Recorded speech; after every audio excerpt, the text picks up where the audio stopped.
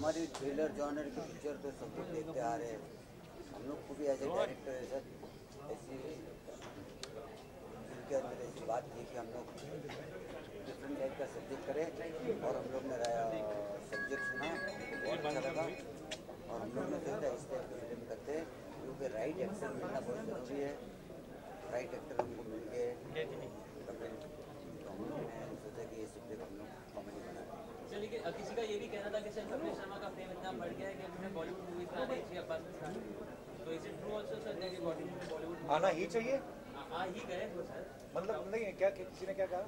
Sir there were people who been saying कि हाँ the fame has been getting conquered on a huge level, तो उनको Bollywood movies में भी आना चाहिए, गुड कॉमेडी जॉनर। सर ये लोगों का प्यार है, और मेरे लिए बहुत बड़ी बात है कि मैं पहली फिल्म जो है अब्बास मस्तान सर के साथ कर रहा हूँ।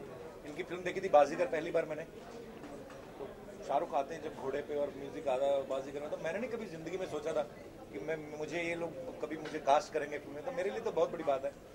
अच्छा कपिल, आपने इनको कॉमेडी की तरफ मोड़ा है जी, और एक्शन भी देखने को मिलेगा क्योंकि इनका जॉनर जो है वो एक्शन में। सर ये ना एक्चुअली लेबल लग जाता है इंडस्ट्री में कि अब आप देखिए अब्बास मस्तान सर की जितनी भी आप फिल्में देखेंगे आपको कॉमेडी कभी भी मिसिंग नहीं मिलेगी। आप अगर बाजीगर देखें, खिलाड़ी देखें, बादशाह देखें आप, तो ये लोग बना देते हैं ऐसा, अदरवाइज ये नहीं है। मुझे ये लगता है कि जिसको रोटी बेलनी आती है वो चाहे कुलचा बेले, चाहे भटूरा, चाहे चपाती, तो वो कुछ भी कर सकते हैं। सो डायरेक्शन उनको पता है, उनको म्यूजिक की सेंस है, उनको स्टोरी की सेंस है। सो कॉमेडी हमेशा उनकी फिल्मों में रही है। हाँ, इस बार ये नया कि आउट एंड आउट कॉमेडी जो है उन्होंने पहली बार करी है, क्योंकि इससे पहले मिला भी नहीं ना उनको। तो घर वाला एक्शन देखने को मिलेगा कभी? स्टैंड अप कॉमेडियन, तो अभी आप जब एक्टर बन गए हो तो आगे चल के आप सारे जॉनर्स को सर बिल्कुल मैं ट्राई करूंगा। मुझे अब्बास भाई ने ये भी कहा कि तुम्हें एक्शन सीखना चाहिए, क्योंकि आगे चल के हम लोग कुछ ऐसा प्लान कर सकते हैं। पर मुझे ये लगता है कि स्टैंड अप कॉमेडी से लोग मुझे जानते हैं। मैं सीरियस थिएटर करता रहा हूँ 10-12 साल, उसका किसी को पता नहीं एक्चुअली, क्योंकि जो ऑब्वियसली जब आप टीवी पे काम करते हो, जब करोड़ों लोग एक साथ देखते हैं, तो जो चीज़ आप करते हो वही दिखती है और वही उसी में लोग आपको मानते हैं। सो मुझे बड़े सालों बाद इसमें एक बड़ा क्लाइमेक्स सीन है जो हमारा, उसमें मुझे थोड़ा गंभीर और इमोशनल सीन भी करने का मौका मिला। तो फिल्म में सारे रंग हैं एक्चुअली, पर ये है कि मेन जो हमारी फिल्म है वो कॉमेडी है, तो मज़ा आएगा लोगों को। कपिल 70 mm पर पहली बार आप नजर आएंगे, 70 mm पर कॉमेडी करते हुए।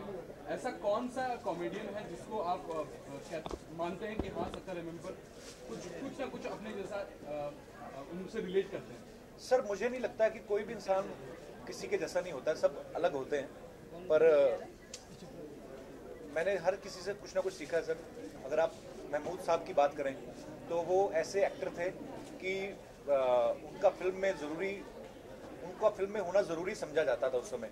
अगर बच्चन साहब को आप देखें तो वो जब कॉमेडी करते हैं तो लगता नहीं कि उनसे बढ़िया कोई करता है, और जब एक्शन करते हैं तो ये भी नहीं लगता कि उनसे बढ़िया कोई एक्शन करता है। गोविंदा सर हैं, अरशद वारसी हैं।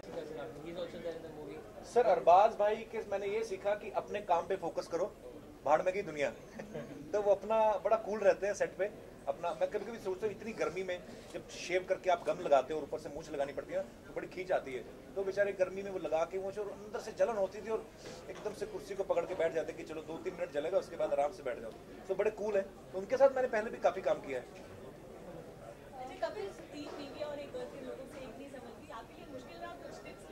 I am enjoying. ये रियल लाइफ में हो तो बड़ा पंगा है। ये अगर 3 बीवियां और होती भी नहीं होगी, मुझे नहीं लगता किसी की होती होगी। पहले ज़माने में होता था, राजा महाराजा रखते थे 365-400 बीवियां। मैं एक दिन कोई पे तो पढ़ रहा था, मैं वहाँ पे लिखा हुआ था, एक हमारे अमेरिका में कोई रेस्टोरेंट था, उन्होंने सब इंडियन राजाओं की फोटो में लगाई थी कि ये हो गया, वो हो गया, इतने इसकी बीवियाँ इतनी थी इतनी। मैं सोचूं अंग्रेज तभी घुस गए भारत में, क्योंकि ये तो इसी चक्कर में बिजी रहे होंगे। पर नहीं, it's a very tough thing कि, पर हाँ ये फिल्म है तो एक लाइट मूड रहता है, ऑब्वियसली मैं एंजॉय करूंगा क्योंकि ये फिल्म है। सो मज़ा आया फिल्म करके।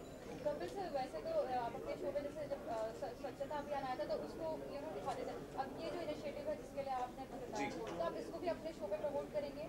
जी, आप अगर आप देखें तो ये भी स्वच्छता अभियान का ही एक हिस्सा है, बिकॉज हम लोग अगर स्वच्छ भारत की बात करते हैं तो ये सब चीज़ें भी उसी में आती हैं। बिकॉज ये गणपति विसर्जन जो है मोस्टली मुंबई में ज़्यादा मनाया जाता है, महाराष्ट्र में मनाया जाता है। सो अगर हम लोग महाराष्ट्र में ये प्रण कर लें कि हमें अपना, क्योंकि हमें यहीं पे रहना है, तो अगर हम लोग इसको साफ नहीं रखेंगे तो कौन रखेगा? कोई बाहर से आके तो रखेगा नहीं।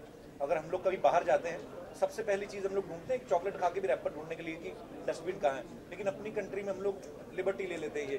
तो मुझे लगता है लोगों में अवेयरनेस आ गई, अभी पूरी तरह क्लीन तो नहीं हुआ है और होगा शायद आने वाले सालों में, लेकिन इतनी अवेयरनेस लोगों में आ गई है जो मोदी साहब ने भी इनिशिएटिव लिया कि लोग अभी कहीं कचरा फेंकने से पहले फेंक देते हैं अभी भी, लेकिन अभी आसपास देखते हैं कोई देख तो नहीं रहा, तो धीरे धीरे मुझे लगता है वो चीज़ भी कम हो जाएगी। कपिल सर, सब सारे फिल्म अपने प्रमोट करने के लिए आपके सेट पे आते हैं, आपके शो पर आते हैं, क्या कपिल किसी के सेट पे जाने वाले हैं या अपने ही सेट पे किस अंदाज से promote मैं आपके पास आया हूँ ना, इसीलिए तो एक्चुअली हम लोग जा रहे हैं कुछ एक, जैसे हमारा शो कॉमेडी है तो द वॉइस उसमें जाके आए हैं, अभी हम लोग इंडियन आइडल में जाने वाले हैं, डांस इंडिया डांस में जाने वाले हैं, सो हर तरीके के शोज जो है, तारक मेहता का उल्टा चश्मा उसमें भी जाएंगे, बिकॉज हर एक शो की अपनी अपनी खासियत है, सब जगह जाएंगे हम लोग। कपिल कोई नई चीज सीखी आपने जब अभी अब्बास मस्तान भाई साहब? सर मैंने रोमांस करना सीखा एक्चुअली, पहले तो मैं बदतमीजी करता था, फ्लर्ट करता था अपने सेट पे, पर मैंने देखा है कि ग्रेसफुली रोमांस आप कैसे करते हो, और ये मुझे मुस्तान भाई ने पहली बार बताया। हम राजस्थान में शूट कर रहे थे तो मेरे साथ मंजरी थी और सिमरन थी, उनके साथ शूट कर रहा था मैं, तो मुझे डर लग रहा था यार, मैंने किसी की बहू बेटी को कैसे पकड़े यार, ऐसा नहीं अच्छा लगता है। तो मेरे को मुस्तान भाई ने कहा कि नहीं नहीं तुम हीरो, तुम्हारी हीरोइन है, फिर मेरे दिमाग में आया यार ये तो हम तो आए इसीलिए इतनी दूर से फ्लाइट लेकर राजस्थान में। तो थोड़ी देर बाद फिर मुझे पता चला कि नीचे कब्रें थी, लेकिन बड़ा खूबसूरत था, तो मेरे मन में ये भी आया कि नीचे आदमी सो रहे हैं यार बेचारे, जो उनके ऊपर चढ़ के हम लोग समंदर तू किनारा मैं कर रहे हैं। पर नई चीजें सीखने को मिली, क्योंकि ये कैमरा के आगे आपको जो आपकी स्क्रिप्ट में लिखा है वो आपको करना पड़ेगा और आपको यू हैव टू बी, सो मैंने बहुत बड़ी सारी चीजें सीखी सर उसमें। एक विश कर दीजिए कपिल, गणपति आने वाले हैं जी, गणपति महोत्सव पे सब तमाम दर्शकों को हमारी तरफ से, जितने भी लोग इस समय में देख रहे हैं, आप सबको गणपति महोत्सव की ढेर सारी शुभकामनाएं, और दिवाली भी आ रही है बहुत जल्द, उसकी भी आपको ढेर सारी शुभकामनाएं, नया साल भी आ रहा है उसकी भी ढेर सारी शुभकामनाएं, जन्माष्टमी भी आ रही है उसकी भी आप सबको ढेर सारी शुभकामनाएं। भगवान आपको खुश रखे, तंदुरुस्त रखे, आपके परिवार खुश रहें, और बस खुशियाँ खुशियाँ। पहले एक बात बताओ, स्कूल नहीं गई आप आज? बड़ी छोटी सी जर्नलिस्ट है यार। 6 बजे। ओके कपिल सर, आप अभी आपने बोला कि आपने रोमांस सीख लिया, तो अभी आप शिमोना को साथ रोमांस करेंगे या फिर अभी भी उनको ऐसे ही? Asha, you are talking about that girl who comes in TV? नहीं यार, वो उसका अपना मजा है, क्योंकि आप जितना भी, मेरे को लोग बड़ा बोलते हैं कई बार कि आप अपनी बीवी को इतना तंग क्यों करते हो, पर एंजॉय भी उसी चीज को करते हैं, यूनिवर्सल ट्रूथ है ये। कम से कम हमारा कल्चर ऐसा तो है कि एक ही बीवी के साथ रहते हैं, दूसरे लोग तो वो कैलेंडर की तरह बीवियां बदलते हैं बाहर दूसरे देशों में, अगर आप देखो तो ये मुझे लगता है कि मैं नहीं बदलूंगा, मैं उसके साथ ऐसे ही रहूंगा, वो भी तो मुझे मारती है, उसके बारे में कभी नहीं पूछा किसी ने।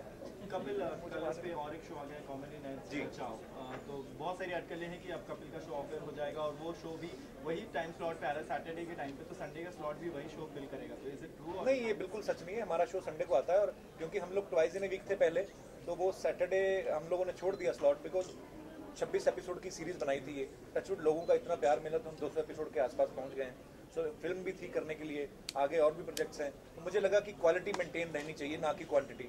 मैं प्रोड्यूसर जरूर बनाऊं अपने शो का, लेकिन मेरी प्रोड्यूसर वाली सोच नहीं है, मैंने अपने पैसे आधे कर लिए, लेकिन शो मैंने मनसी ने वीक किया ताकि लोग एंजॉय करते रहे, देखते रहे। वो अलग शो है, वो उसका फॉर्मेट अलग है, वो सैटरडे को आएगा और हमारा संडे को। चलिए, थैंक यू सो मच, आप सबका बहुत बहुत शुक्रिया। Thank you so much.